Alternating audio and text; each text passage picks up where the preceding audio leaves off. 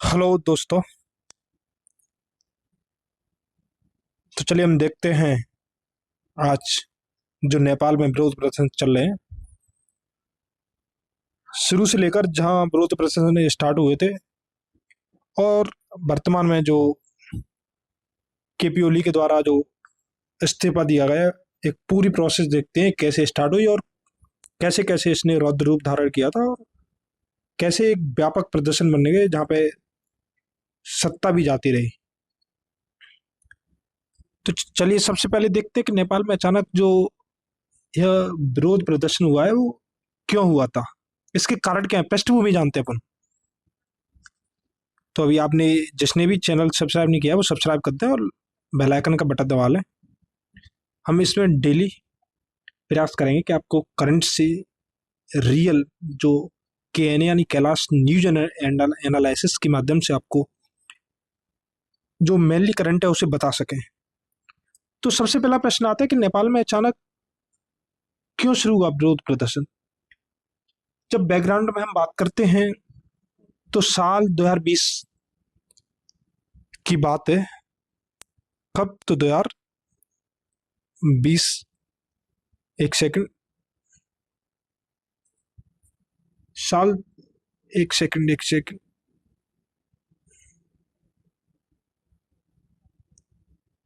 साल 2020।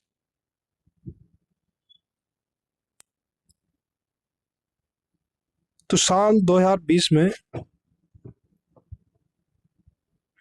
एक सेकंड मैं पेन सही कर लेता हूँ।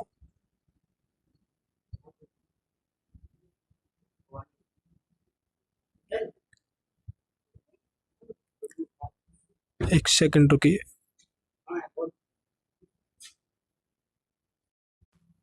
चलिए तो फिर हमने पेन सही कर लिया।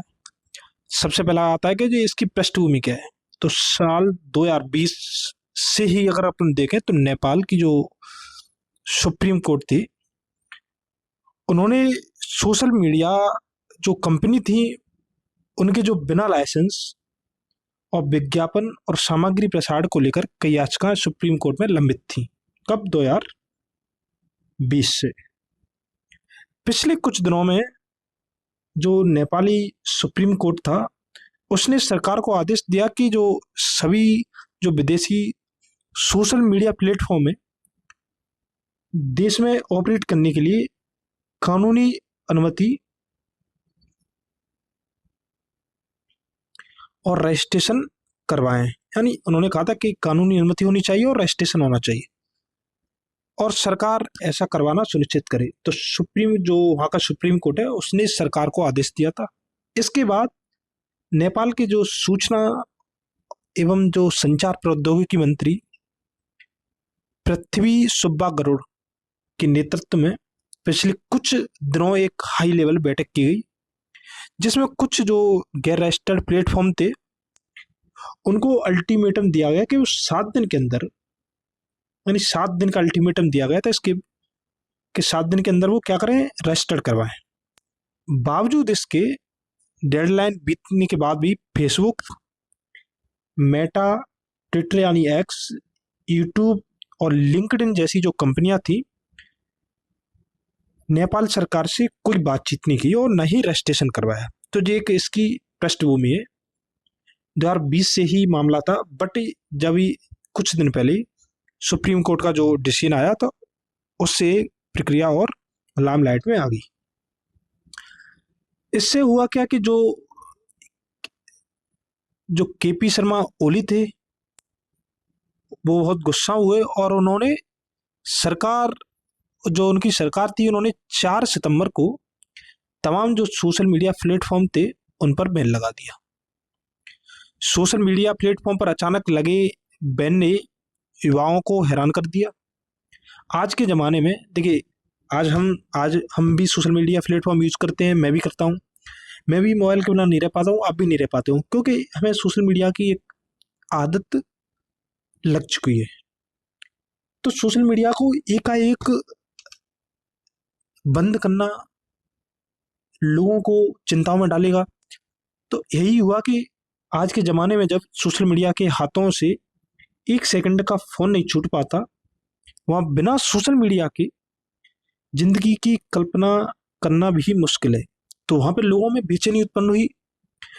पढ़ाई, नौकरी, कारोबार, मनोरंजन, यहाँ तक कि आपसी बातचीत में भी सोशल मीडिया प्लेटफॉर्म पूरी तरह से हावी है। इसलिए जब अचानक सोशल मीडिया प्लेटफॉर्म पर बैन लगा तो युवाओं को आक्रोश फूट गया। इसके बाद सरकार के खिलाफ एक गुस्सा किधर जाएगा। जब शुरुआत में देखिए तस्वीरें, शुरुआत में जब ये प्रदर्शन चालू हुआ था उस समय अपन ने देखा है कि श्रीलंका और बांग्लादेश में हम देख ही चुके हैं कि आंदोलनकारियों ने सीधे संसद पर हमला किया था जब बांग्लादेश में तख्ता पलट हुआ था। तो नेपाली मीडिया से बात करते हुए यूनिवर्सिटी में पढ़ने वाली एक छात्रा थी, मोनिका मल्लालिका ने कहा कि जो ब्राउजर से फेसबुक खोलने की उन्होंने कोशिश करी थी लेकिन एक काम नहीं आया। ऐप पर उन्होंने बताया कि ऐप पर अभी तक चल रहा है लेकिन ये भी जल्द बंद हो जाएगा। सोशल मीडिया पर बैन लगने के बाद मची बेचैनी ने गुस्से का लावा भड़का दिया और नेपाल के युवाओं ने टिकटॉक, रेडिट और बीचैट। अब आपके मन में ये सवाल आ जाता है कि टिकटॉक फिर बैन क्यों नहीं किया। तो इन्होंने जो सरकार की जो गाइडलाइंस थी उसका पालन किया और रजिस्ट्रेशन करवा लिया, इस वजह से बैन नहीं हो पाई थी। उन छात्रों ने इन्हीं का यूज करते हुए जैसे वैकल्पिक प्लेटफॉर्म के जरिए आंदोलन के लिए लोगों को जुटाना शुरू कर दिया और धीरे धीरे लोगों की भीड़ जुटना शुरू हो गया। हजारों की संख्या में छात्रों ने संसद को घेर लिया। काठमांडू के मैतीघर मंडला से संसद भवन तक मार्च निकाला गया। हजारों की संख्या में युवाओं ने राष्ट्रीय ध्वज लहराते हुए और भ्रष्टाचार बंद करो, सोशल मीडिया बैन हटाओ जैसे नारे लगाते हुए संसद का घेराव किया। इससे पहले भी सरकार पर भ्रष्टाचार के आरोप लगते रहे तो उससे भी युवाओं में निराशा थी और इस सरकार के कार्य ने और जनता को या युवाओं को और भड़का दिया। हालात तब बिगड़े जब प्रदर्शनकारियों ने संसद के मुख्य द्वार का शीशा तोड़कर अंदर घुसने की कोशिश की। जब छात्रों ने सीधा जो दीवार थी उसको फांद के अंदर घुसने की कोशिश की और गेट पर आग लगा दी। पुलिस ने स्थिति काबू में लाने के लिए पहले पानी की बौछार और आंसू गैस के गोले छोड़े लेकिन भीड़ बेकाबू रही। आखिरकार सुरक्षा बलों ने हवाई फायरिंग और रबर बुलेट्स का भी इस्तेमाल किया था। झड़पों में सैकड़ों लोग घायल हुए जिसमें पत्रकार भी शामिल थे। अब तक कई लोगों की हत्या भी हो चुकी है, आपने देखा हो। 20 थे लेकिन अब बहुत ज़्यादा हो गए। सिविल सर्विस अस्पताल ने पुष्टि किया कि एक व्यक्ति की मौत हो चुकी है। यानी जिस शुरुआती घटना है, जब इस शुरुआती चरण था, सैकड़ों लोगों का इलाज जारी है। सोशल मीडिया पर वायरल वीडियो में देखा जा सकता है कि घायल प्रदर्शनकारियों को एम्बुलेंस और मोटरसाइकिल से अस्पताल पहुंचा जा रहा है।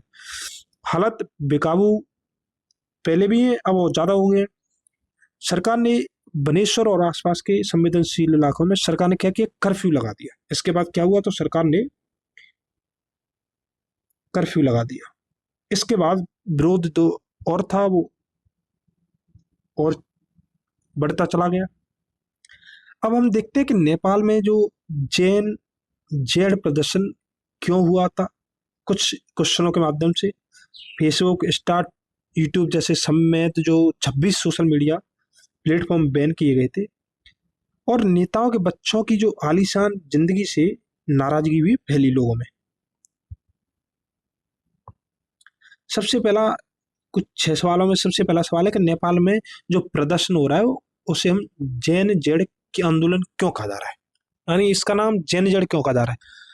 तो इसका जवाब है कि जो नेपाल में जो विरोध प्रदर्शन हो रहे हैं उन्हें जैन जेड आंदोलन इसलिए कहा जा रहा है क्योंकि इसमें सबसे बड़ी भागीदारी युवाओं की है। खासकर देखिए 28 से 25 साल के युवाओं की ज़्यादा भागीदारी है के बीच की उस पीढ़ी की जिसे हम जनरेशन जेड कहते हैं। क्या कहते हैं, जनरेशन जेड कहते हैं। इसलिए इसे क्या कहा जा रहा है, तो जनरेशन जेन जेड नाम दिया गया है। ये वो वाले वहाँ हैं जो मीडिया इंटरनेट पर पले बड़े हैं, फेसबुक, इंस्टाग्राम, टिकटॉक और यूट्यूब जैसे प्लेटफॉर्म पर बहुत सक्रिय रहते हैं। इसी वजह से जब सरकार ने सोशल मीडिया पर पाबंदी लगाई तो सबसे ज़्यादा नाराजगी इन युवाओं में दिखी। देखिए, अगर हम सोशल मीडिया का यूज कर रहे हैं और अगर एकाएक अगर ऐसी समस्याएं अगर मान के चलिए सरकार बंद कर देती है तो फिर हमें भी चिंता हो जाएगी, क्योंकि आज के ज़माने में जब हम एक सेकंड बिना उसके नहीं रह सकते। प्रदर्शन में शामिल छात्र छात्राएं स्कूल और कॉलेज की ड्रेस पहनकर सड़कों पर उतर गए। कई जगहों पर उन्होंने खुद बैनर और पोस्टर बनाए, नारे लगाए, बिना किसी राजनीतिक पार्टी के जुड़ाव। ध्यान रखिए, इसमें राजनीतिक पार्टी से उन्होंने जुड़ाव नहीं किया। यही वजह है कि इसे किसी दल या संगठन का आंदोलन न मानकर नई पीढ़ी की बगावत कहा गया था, क्योंकि इन्होंने कहा था कि हमारा किसी राजनीतिक पार्टी से कोई जुड़ाव नहीं है, जिसे लोग जैन जेड अपराइजिंग या फिर जैन जेड आंदोलन कह रहे हैं। ठीक है। दूसरा सवाल है कि नेपाल में सोशल मीडिया बंद क्यों हुआ था। तो मैंने आपसे पहले ही डिस्कस कर लिया, फिर एक बार और बता देता हूँ कि नेपाल में जो फर्जी अकाउंट की से जो अफवाहें और नफरत फैल रही थी, नेपाल की सरकार कह रही थी कि फर्जी जो अकाउंट है उससे अफवाहें और नफरत फैल रही है, इससे साइबर अपराध बढ़ रहे हैं और सामाजिक जो व्यवस्था है वो बिगड़ रही है। इसके लिए सरकार ने कंपनियों से कहा कि वे रजिस्ट्रेशन करवाएं, स्थानीय प्रतिनिधि और शिकायत निवारण अधिकारी नियुक्त करें और कंटेंट मॉडरेशन में जवाबदेह बने।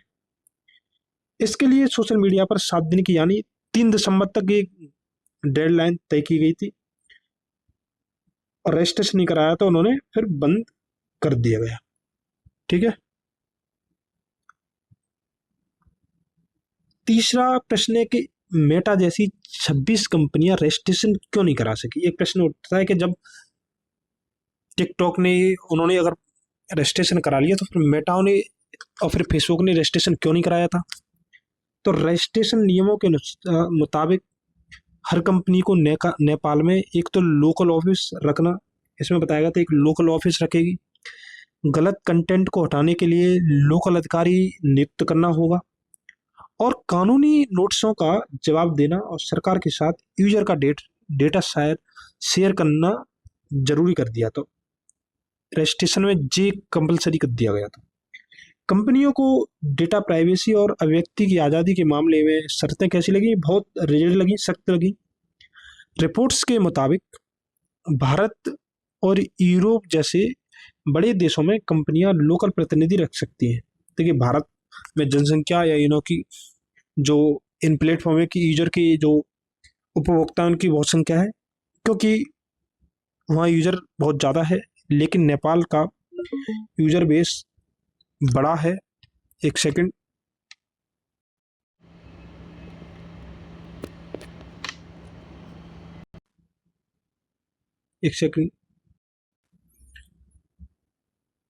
उसके बाद कंपनियों को ये बेहद खर्चीला लगा। अगर कंपनियां नेपाली सरकार की शर्त अगर मान लेती तो उन पर अन्य छोटे देशों में भी इन नियमों का पालन करने का दबाव बढ़ता, जो काफ़ी खर्चीला है। यही वजह है कि रही कि पश्चिमी कंपनियों ने नेपाल सरकार की शर्त नहीं मानी और तय समय पर रजिस्ट्रेशन नहीं कराया। तो जब पूरा एक बैकग्राउंड प्रोसेस थी। एक चौथा सवाल है कि नेपो के ट्रेंड क्या है जिससे युवाओं का गुस्सा भड़का। तो नेपाल में पिछले कई महीनों से सोशल मीडिया पर जो नेता हैं और उनके जो परिवारों की जो ऐश आरामों की जिंदगी के वीडियो लगातार वायरल हो रहे थे। इस ट्रेंड को नेपाल में नेपो किड़े या फिर नेपो बेबी कहा गया, यानी ताकतवर लोगों के बच्चे कहा जा रहा है। इसमें जो प्रधानमंत्री केपी शर्मा ओली, पूर्व प्रधानमंत्री शेर बहादुर देवा और पुष्प कमल दहल प्रचंड के परिवार खास तौर पर निशाने पर रहे हैं। सोशल मीडिया प्लेटफॉर्म पर ऐसे कई वीडियो और तस्वीरें शेयर किए गए जिनमें उनके बच्चों को महंगी कारों, विदेशी शिक्षा और ब्रांडेड कपड़ों के साथ दिखाया गया। इन तस्वीरों और वीडियोज ने युवाओं में और गुस्सा भड़काया था, असंतोष को बढ़ा दिया था। नेपाल में प्रति व्यक्ति अगर आप अपन देखें तो $1300 सालाना है। युवाओं की बढ़ती जो नाराजगी थी, देखिए एक दिन का नहीं है, ये बहुत दिनों से गुस्सा चला आ रहा था। देख सरकार ने सोचा कि अगर हालात पर जल्द काबू नहीं पाया गया तो माहौल और बिगड़ सकता है।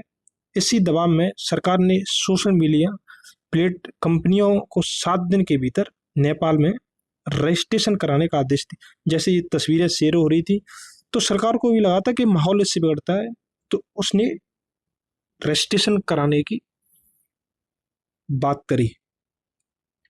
अब एक प्रश्न आता है कि चाइनीज टिकटॉक ऐप बैन से कैसे बची। तो रिपोर्ट के अगर मुताबिक जो टिकटॉक ने सरकार के नोटिस के तुरंत बाद नेपाल के दूरसंचार प्राधिकरण एनटीए के साथ रजिस्ट्रेशन की प्रक्रिया पूरी कर ली। इसी वजह से जो टिकटॉक ब्लॉक होने से क्या हो गया, बच गया था। टिकटॉक के अलावा बीटॉक और वाइबर जैसे प्लेटफॉर्म भी बंद होने से बच गए और युवाओं ने इनका खूब इस्तेमाल किया लोगों को या छात्रों को इकट्ठा करने में। ऐसे में कहा जा सकता है कि टिकटॉक बैन से इसलिए बचा क्योंकि उसने नेपाल सरकार की शर्तों को समय रहते मान लिया और अपने प्लेटफॉर्म को आधिकारिक रूप से रजिस्टर्ड करा लिया। वहीं अमेरिकी कंपनियों ने नेपाल की रजिस्ट्रेशन पॉलिसी को नज़रअंदाज कर दिया। बट कई आलोचकों ने कहा कि नेपाल सरकार ने टिकटॉक को जानबूझकर बचा लिया, क्योंकि अगर आपको पता हो तो नेपाल पहले से चीन के दबाव और निवेश पर निर्भर है। तो ऐसी कुछ बात भी कही जा रही थी। एक अगला प्रश्न है कि युवाओं ने इस प्रदर्शन के पीछे किसका हाथ है। युवाओं का जो प्रदर्शन है, इन इतना बड़ा प्रदर्शन कैसे खड़ा हुआ है एकदम। तो इन प्रदर्शनों के पीछे पहली बात तो सोशल मीडिया का भरपूर प्रयोग किया गया, साथ ही एक एनजीओ है हामी नेपाल की बड़ी भूमिका रही। इस एनजीओ ने छात्रों को जुटाने के लिए इंस्टाग्राम और डिस्कॉर्ड जैसे प्लेटफॉर्म का क्या किया, भारी मात्रा में इस्तेमाल किया।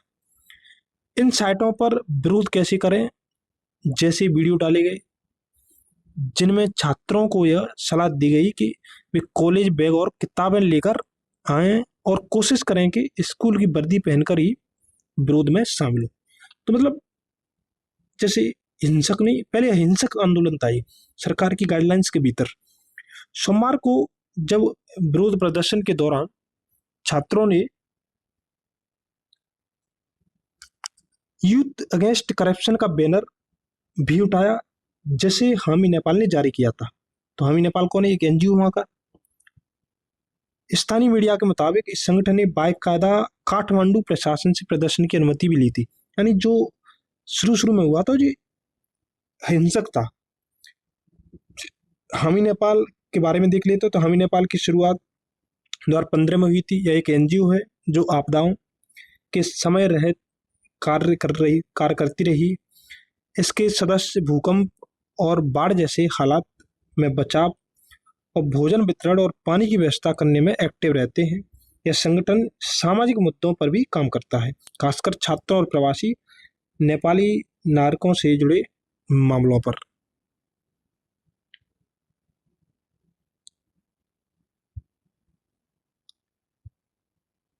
इसी साल की शुरुआत में जब भारत के भुवनेश्वर में एक नेपाली छात्रा ने अपने प्रेमी के कथित उत्पीड़न से तंग आकर जब आत्महत्या कर ली थी, तो इसी हामी नेपाल ने खुलकर इस मामले को उठाया था। उस समय इसके सदस्य लाल कपड़े पहनकर और संगठन का लोगो लगाकर लगातार जानकारी साझा करते रहे। दिलचस्प बात यह है कि हामी जो नेपाल है वो आमतौर पर सोशल मीडिया पर राजनीतिक रूप से संवेदनशील मुद्दों से दूरी बनाए रखता है, यानी राजनीतिक हस्तक्षेप से दूर रहता है, राजनीतिक भागीदारी से दूर रहता है। अक्सर अपनी मानवीय गतिविधियों के अपडेट इंस्टाग्राम पर साझा करता है। हामी नेपाल के 36 साल के जिनको मतलब जिसने इसकी स्थापना की तो उनका नाम है सुदान सुरंग। उन्होंने 8 सितंबर को काठमांडू के में बड़े नेपाल पर विरोध प्रदर्शन की इन्होंने क्या की, घोषणा की।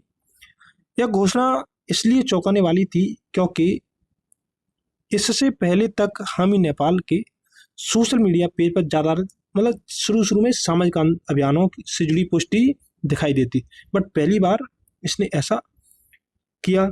जैसे कि भूकंप, बाढ़ राहत, छात्रों की समस्याएं, प्रवासी नेपाली मजदूरों के मुद्दे।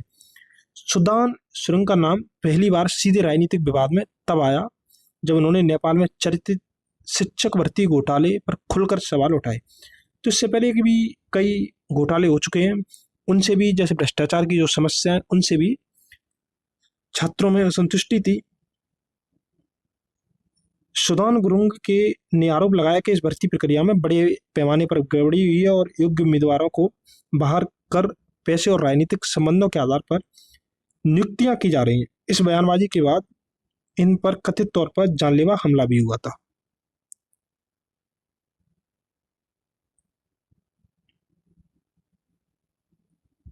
देखिए इनकी तस्वीरें आप देख सकते हैं, यही सुदान सुरंग, क्या नाम है इनका, एक सेकंड हम देख लेते हैं। सुदान गुरुंग क्या है, तो सुदान गुरुंग, देखिए विभिन्न डिफरेंट तस्वीरें इनकी। तो यही वो व्यक्ति हैं जो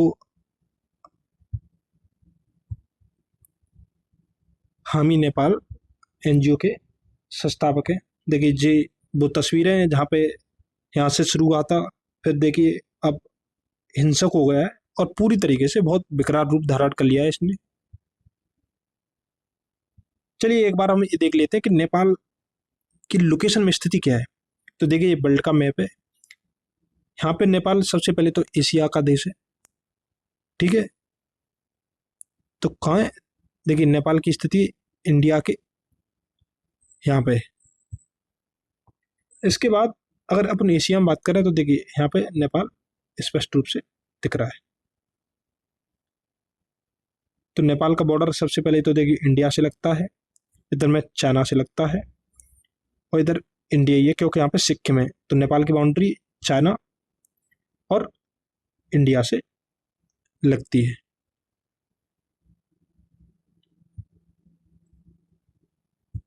जो नेपाल का मैप है, देखिए इसकी यहाँ पे चाइना, यहाँ पे इंडिया, ठीक है।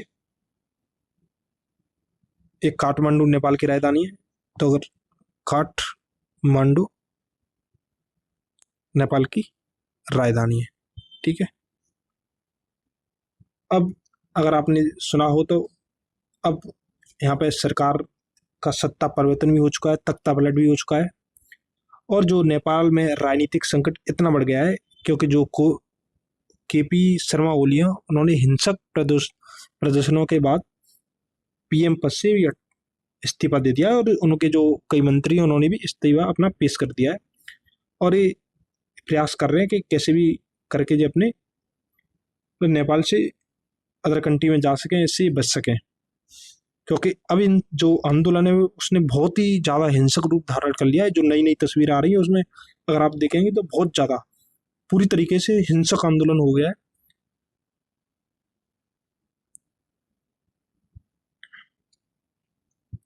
इसी आंदोलन के बीच एक व्यक्ति का नाम बहुत चर्चा में आ रहा है। कौन है? बालेंद्र शाह। बालेंद्र शाह का नाम बहुत चर्चा में चल रहा है। चलिए हम देख लेते हैं कि कौन है बालेंद्र शाह। तो बालेंद्र शाह काठमांडू के 15वें मेयर हैं। बालेंद्र शाह पेशे से तो एक सिविल इंजीनियर और रैपर भी रहे हैं। बालेंद्र शाह ने 2022 में स्वतंत्र उम्मीदवार के रूप में मेयर चुनाव जीतकर इतिहास रच दिया था।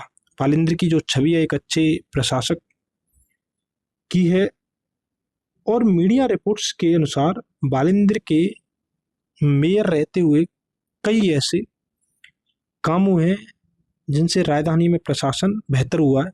बेदाग छवि और भ्रष्टाचार के खिलाफ सख्त रुख के चलते बालेंद्र शाह लोगों के बीच, खासकर इन युवाओं के बीच खासे लोकप्रिय है। साल 2023 की जो टाइम मैगजीन के अनुसार टॉप 100 उभरते नेताओं की सूची में इन्हें शामिल किया गया था, जबकि न्यूयॉर्क टाइम्स जैसे वैश्विक मीडिया ने भी उनकी तारीफ की थी। बालेंद्र शाह की लोकप्रियता को देखते हुए उन्हें नेपाल की राजनीति में नई उम्मीद माना जा रहा है। हाल ही में उन्होंने जैन जी, जो अभी आंदोलन है कि नेतृत्व वाले प्रदर्शन का भी समर्थन किया है। और उन्होंने फेसबुक पर लिखा है कि भले ही उनकी आयु सीमा 28 वर्ष से कम है के कारण वे प्रदर्शन में शामिल नहीं हो सकते, लेकिन उनकी पूरी सहानुभूति और समर्थन प्रदर्शनकारियों के साथ है। उन्होंने राजनीतिक दलों और नेताओं से आंदोलन का दुरुपयोग न करने की अपील भी की है। इस तरीके से अगर अपन देखें तो आंदोलन बहुत भयंकर रूप में हो गया है और हिंसक जो नई नई तस्वीरों के माध्यम से आप देख भी सकते हैं। बट इससे एक प्रश्न और आता है कि अगर ये आंदोलन है तो इससे भारत पर क्या प्रभाव पड़ सकते हैं। तो देखिए कुछ पॉइंट है। सबसे पहला तो नेपाल इंडिया के साथ सीमा साझा करता है, तो कोई भी प्रभाव से भारत बच नहीं सकता। इसके साथ ही इसके साथ ही जब जब नेपाल में राजनीतिक संकट उत्पन्न हुआ है तो उसका सीधा प्रभाव भारत पर देखने को मिला है। तो इनसे भारत भी अछूता नहीं रह सकता, क्योंकि अगर भारत की जो पड़ोसी देश हैं अगर उनमें शांति नहीं होगी तो फिर विकास करने में भी समस्या आएगी। तीसरा ये है कि सांस्कृतिक समस्या, क्योंकि भारत नेपाल के साथ वैवाहिक संबंध साझा करता है और वहाँ के जो सीमावर्ती जो मधेसी, अगर आपने सुना हो तो मधेसी समुदाय का इंटरनेशनल ब्याह शादी विवाह होते हैं। तो ऐसी स्थिति में ये भी है। तो भारत भी चाहेगा कि जल्दी से जल्दी जो आंदोलन है वो समाप्त हो सके और सरकार पटरी पर आ सके। तो आज के लिए इतना ही काफ़ी है। धन्यवाद। अगर आपको ये चैनल या फिर ये वीडियो अच्छी लगती है तो इसे सब्सक्राइब करें और अपने दोस्तों को भी साझा करें। हम प्रयास करेंगे रोज़ करंट से आपका अपडेट कराने का और एक निष्पक्ष न्यूज होगी। तो धन्यवाद दोस्तों, आज हम यहीं पर रुकते हैं। Thank you.